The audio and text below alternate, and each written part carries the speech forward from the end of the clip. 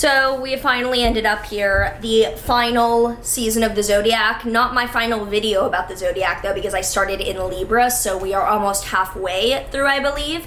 But happy to talk around Pisces today, which some people have spoken about as the melting pot of all the Zodiac signs. I don't think that helps us at fucking all, and I think in fact all the nebulous bullshit about Pisces does it a disservice. Because I know Pisces energy can be confusing and weird, but like Pisces energy itself is not somehow this like, oh, holier than thou melting pot. No, it's just artistic and undefinable compared to other signs. So that's where I understand where they're coming from. However, we're gonna do our best to define it.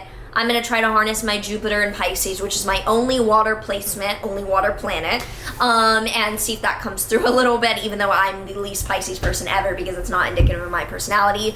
FYI, if you're newer to astrology, Saturn and Jupiter, even though they're inner planets, Jupiter and Saturn are usually non-indicative of our direct personalities by their sign placement. They're indicative of our personalities if they are close to the personal other planets. So like, you're not going to be like, oh, I act so Jupiter and Pisces. Oh, I act so Saturn and Taurus. Like, no, shut up. That's not really, no. It'll really be relevant to the house placement, or if it's making an aspect to other planets. I digress. So we're going to get into why Pisces act the way they do because of what the sign means and an overall understanding of Pisces core. So Pisces is a mutable water sign ruled by Jupiter. Why is it mutable and what does this mean? Mutable is the season that transitions. So Pisces is going from winter into spring. All the other mutable signs are like Gemini, going from spring into summer, Virgo, summer into fall, Sag, fall into winter. So the mutable signs are transitional, which means that they are adaptable and like to be given a problem to then solve. They are not the leaders or the starters or the boring, dependable people. They are the, let me solve this problem, let me like get in the weeds of things and adapt. They love a good pivot and a good side hustle. Like when I see people with a lot of Pisces or Gemini in particular, I'm like, you're likely not gonna have one career. Do not ask me what your one career is. Do whatever the fuck you want, and that will take you into all the different side hustles and shit that are relevant for what you wanna do. So Pisces is a water sign. So that's concerned with emotions, with fluidity, with abstract feeling and creativity. Water is has no boundaries. It has nothing to hold it. So it tends to be those things that are not linear in our life. Our emotions, our feelings, art, our experiences. And Pisces people being a mutable or transitional water sign, that is like the most boundaryless, undefinable, not contained emotional energy ever. So different than Cancer and Scorpio, which have a little bit more direction or focus around what emotion they're in, Pisces tends to be in this haze of emotion that may not be one thing. And this is how I can see Pisces people, I mean, I've had Pisces people say this multiple times, where they could have the capacity to love multiple people romantically. There's no conflict. Or they can have the capacity to be both in the most like, oh my god, I have an eyelash poking me. They have a capacity to be in like the darkest time in their life but the most beautiful time in their life. There's lack of exclusivity and lack of boundaries in the way that they define things. And this can mean that their ability to reach artistic, even like poetic, linguistic, I mean, I wouldn't think about like literary works in like a direct book, but I mean, they could. But when I think of Pisces in its pure form, I'm not talking about Pisces Sun, I'm not talking about Pisces Venus, I'm talking about Pisces as an archetype. So I'm not talking about you, I'm talking about the pure idea of Pisces, and then in your chart it manifests in a certain way. Pisces defies all boundaries because it literally doesn't even know what they are. When I see people with a lot of Pisces in their chart and they're asking me how to uphold boundaries, I tell them that there's not going to be a boundary between me and you and what you're feeling. There's not going to be a boundary between you and your mom, you and your boyfriend. You're going to feel that. Don't think about there being a boundary there.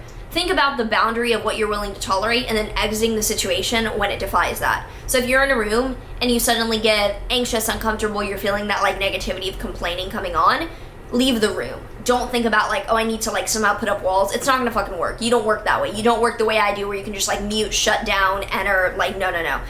It's beautiful because it means that you can truly understand what others are going through and be able to relate, to help, to nurture in a way that like I do not have that ability, and I've seen that so beautifully in Pisces friends. But it also means that there has to be a little bit more like awareness and extreme nuance, ability to identify what you're feeling, because you might be like, that is not my energy that I've taken on. However, being who I am, I am not unable to just like shut that down, so I need to leave now. So that's how I explain boundaries to Pisces people. Don't think of it as physical boundaries, think of it as what you're willing to tolerate and then exit when it defies that. It is also ruled by Jupiter, and Jupiter is the planet of growth, expansion, and abundance. Sagittarius and Pisces are ruled by Jupiter, which describes their capacity for living a life based on more faith rather than linear rules and logic. So Sag is more around like defying the rules, rebelling, adventure, exploration. Pisces is more about pushing the aesthetic, creative, love-based envelope. It's much more passive and accepting because all water signs are passive. They are feminine. This does not mean that you were a beta, pussy, passive person. It just means that the Pisces part of your chart, you tend to be receptive and you tend to be accepting rather than leading and initiating. We all have both masculine and feminine in our lives, but Pisces is like the utmost passive because compared to the other signs, it's mutable, so it's always at the end of the receiving of someone else's action, and it's a water sign, so it has no boundaries to uphold itself. So it's constantly playing with the materials that others have already made and combining those in nuanced ways that others did not have the ability to see before, because Pisces has this childlike wonder. Jupiter being this expansive, like very abundant, very giving planet, it has a childlike joy and like jolliness to it.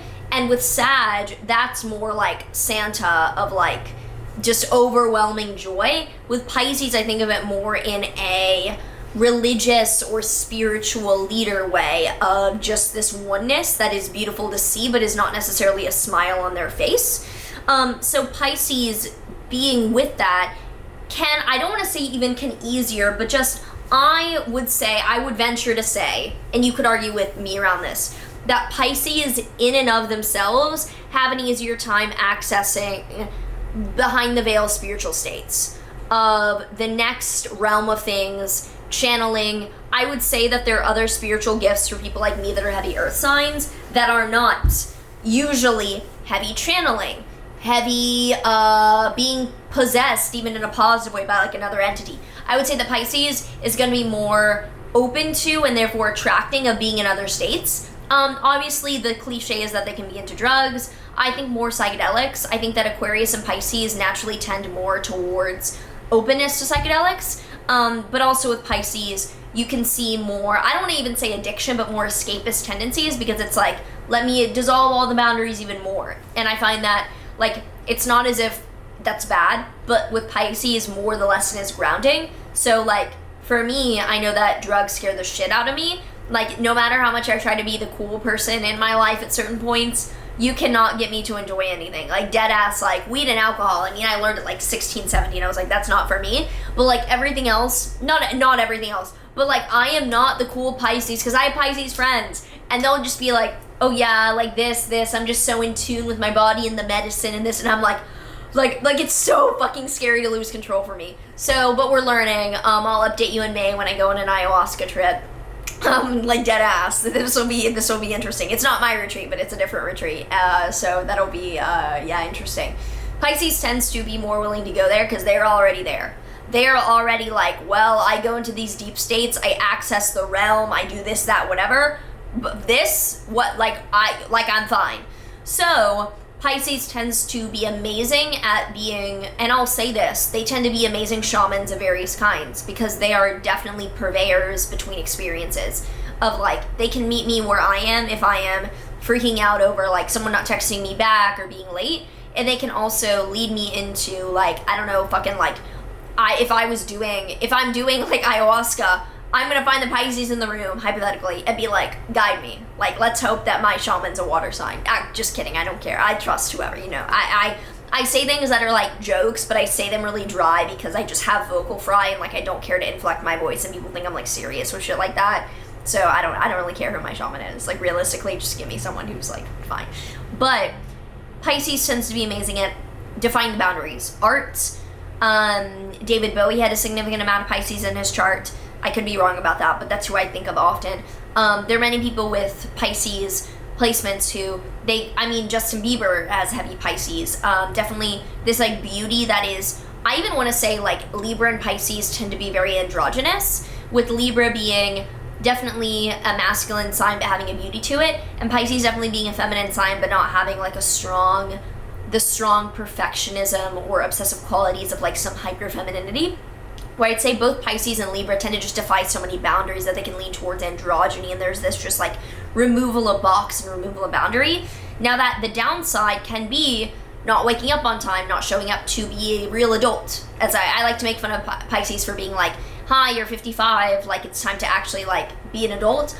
But there's a childlike wonder that's beautiful. So no, I don't actually hate Pisces. Shut the fuck up. That was one of the videos where people got the most pissed on. That and Scorpio and Aquarius were like the three that people were the most hung up on.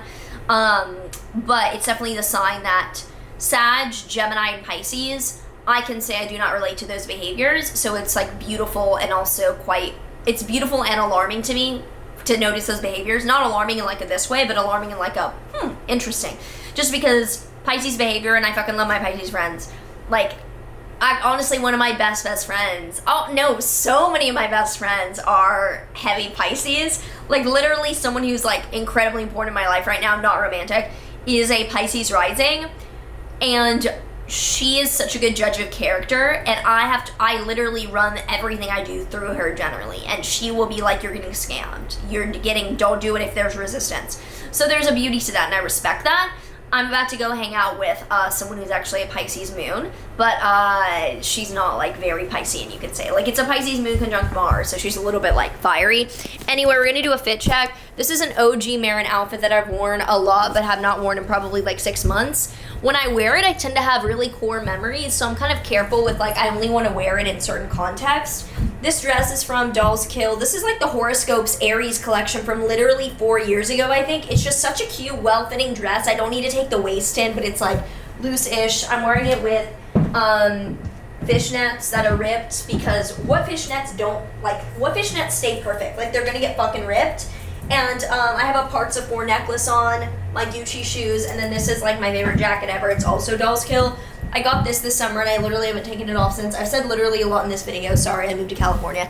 Anyway, as you can see, like now I honestly feel I look better with messier makeup and just less makeup. All I have on is red eyeshadow smeared and black in the corner smeared and red lip gloss. I don't have any other makeup on, and I feel like I look better. Like, it's just like, I don't know. I finally woke up and was like, I think I look better with like my just messy hair, messy makeup, and then I'll do the cool, like, very done makeup when I need to, but it just feels cool. Anyway, I just got a new car, so I'm about to go drive to pick up my friend. I will see you in the next season.